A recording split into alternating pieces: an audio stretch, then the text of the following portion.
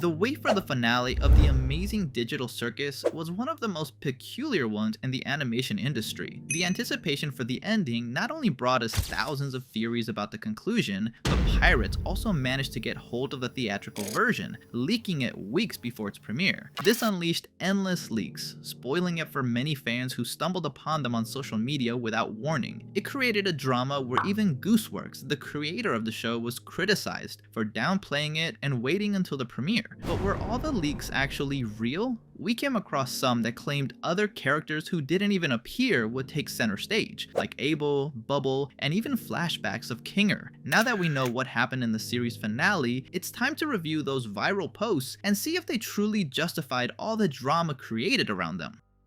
It all started around May 20th, 2026, when the first reports and clips of the leak emerged, claiming that the entire episode had been leaked. The Brazilian-Portuguese theatrical version was leaked with a watermark. This triggered a snowball effect of people claiming they had already seen the ending, some hating it, others loving it, along with a large number of opportunists sharing scenes and key moments of what was about to happen. This generated a massive amount of hate towards the studio in charge of dubbing the episodes in Brazil, with people attacking the country's industry and questioning why only their version had been leaked. There were rumors that their servers had been hacked, that the employees themselves had shared it, and even accusations that Brazil couldn't handle piracy, arguing that this is why major studios don't dub their productions there. Others took the opportunity to criticize Glitch, complaining that having a theatrical release 2 weeks in advance was only going to flood those waiting for the YouTube premiere with spoilers. This was despite the creators assuring fans that they had tried to reduce the online release window to the absolute minimum, managing through extensive negotiations to narrow it down to 2 weeks, something that even annoyed theaters, who saw it as unheard of. Haters viewed the leak as a sort of karma, as this way everyone would suffer from spoilers regardless of whether they watched it in theaters or not. Some concerned fans tried to contact Gooseworks to warn her about what was going on. Since this had already happened before with supposed leaks, she didn't believe it was true, stating that nothing on social media was actually episode 9. But when she found out it had genuinely leaked, she responded by downplaying the issue. This angered a very vocal minority of fans, who spent the next 24 hours attacking the creator for something she had no control over and no responsibility for, ultimately forcing her to step back from being the public face of the series. But aside from the drama of lifeless weirdos with nothing better to do than harass someone all day, Glitch started issuing copyright takedown requests across all social media platforms. This is unusual for the studio, which typically allows fans to play around with clips, characters, and parts of already released episodes. However, they couldn't stop every account that reposted it,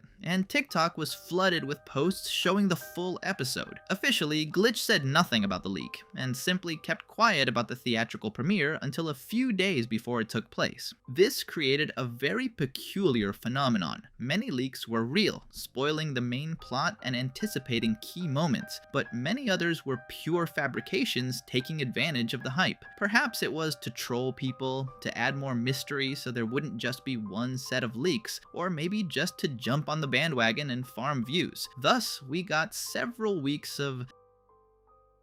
The leaks were devastating. Jax's abstraction was confirmed, and some talked about how quickly it happened. The biggest complaint floating around was about the heavy focus given to Jax in this episode, with some even criticizing that by the end, he was treated more like a pet than a person. Others loathed the ending, painting it as a good ending about acceptance, when Gooseworks' dark comedy had taught us that the worst possible things could happen at any moment. The funny thing was that despite the high animation quality and the fact that it was highly unlikely a single animator had done all that on their own just to fake a leak, many people thought it was fake. Some even admitted that certain parts had to be real, but they were convinced the ending would be completely different and that something would change either in theaters or during the YouTube premiere. But aside from those focusing on the Portuguese dub leaks, others claimed things that never happened, like saying Jax's abstraction scene was highly emotional. I even found a guy claiming he animated that very scene, when in reality, all of it happens off camera. There were others more comical ones, like one showing Jax sending Kinger into the void in a fit of rage, while Ragatha and Pomni mourned. Other images showed Ribbit sad in a corner, more interactions from Scratch, Jax Jax about to abstract alongside the other abstracted characters in the cellar, and Ragatha with an X on her door indicating she would meet the same fate. One of the most talked about leaks showed an ending very similar to the first episode, with the camera zooming out of a computer to reveal a CNA building, while Pomni says that after everything they've done, they won. Another showed a final conversation between Kinger and Kane, where Kinger apologizes for giving up on him, telling him he's proud of him as a hug. There was even one with Scratch blaming Kinger for them getting trapped in the circus. Many of these supposed leaks were small animation projects, or even scenes from YouTube channels like Cougar McDowell VA, which were passed off as real because of how well animated they were. One of the most interesting things about this series was the theories, analyzing every little detail to figure out what the creator was saving for the finale, from NPC Jax to others that turned out to be true, like the Soma theory. Even though leaks flooded the internet, that spark wasn't lost. People kept talking about other possible scenarios and things that never happened, despite having the full episode out there. And that goes to show that the magic of the digital circus wasn't lost, no matter that.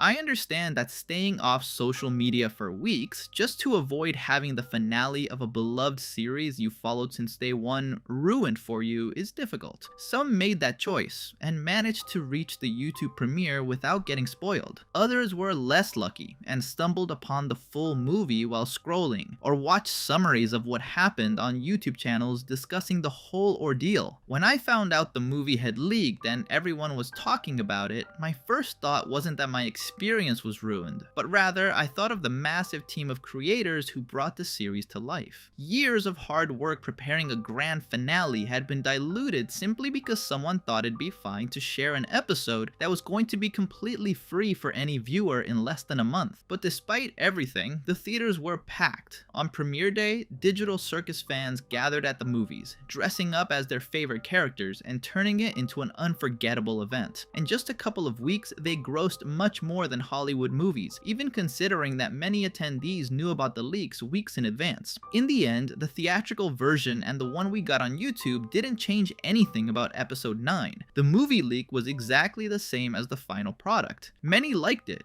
others were disappointed, but the worldwide phenomenon that the series became didn't stop. And it's worth looking at the words of the voice actors when, after a screening of the circus, they were asked how they felt upon discovering the final episode had leaked. Amanda Hufford, the voice of Ragatha, asked the audience if it had ruined anything for them, pointing out that the theater was full, and that the journey for those who had been watching the series from the beginning didn't end with a leak, but rather when they went to the theater to see it. Sean Chiplock, the voice of Kinger, reflected on the digital age, where everything we say, do, and watch stays online. He noted that we tend to forget that it all exists in a bubble, trapped in a sphere of influence where it seems like everyone cared about the leaks and the drama, but once you step outside that hobby or niche, you realize that a lot of those things are contained. What feels like a massive problem in the world is really only a problem for a tiny subsection of it. He urged us to remember that if things start to feel stressful or too intense, we should take a break. Step back and do something else, because as soon as you escape that bubble where everything revolves around the single topic, you realize it's not that big of a deal. That at the end of the day, it's far more valuable to spend your time and energy pursuing your passions, doing things that make you happy, and celebrating them with the people who enjoy them, rather than trying to fight against people who just want to bring you down.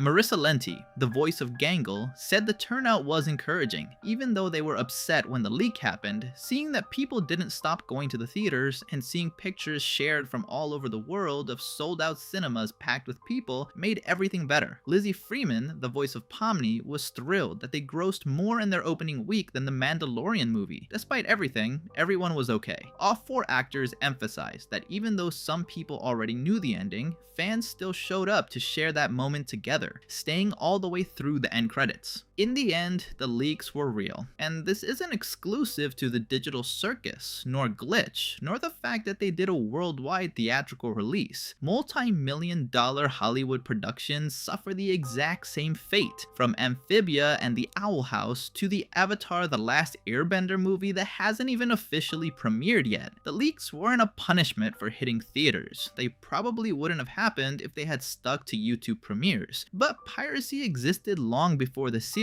and will stick around for a long time. You might have hated the ending or loved it, but ultimately what mattered was the journey of this series. It went from starting out as a small animation project to shattering every metric for online series, gaining a momentum that has greenlit many other new creations. From all the new shows announced by Glitch to the creators inspired by the circus' success who finally took the leap to bring their own ideas to life.